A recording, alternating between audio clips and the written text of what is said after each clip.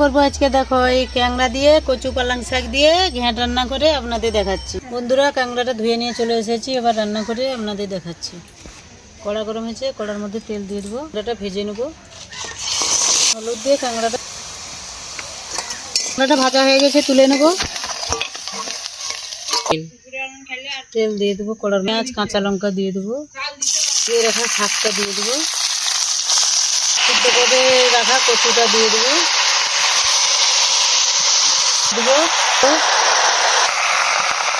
ঢাকা দিয়ে একটু সিদ্ধ করে নেবো। এটা সিদ্ধ হচ্ছে নাকি দেখে নেবো। কাঁকড়াটা দেবো, নতুন জল দিয়ে দেবো, দিয়ে একটু ফুটিয়ে নেবো। এটা হয়েছে নাকি দেখে নেবো।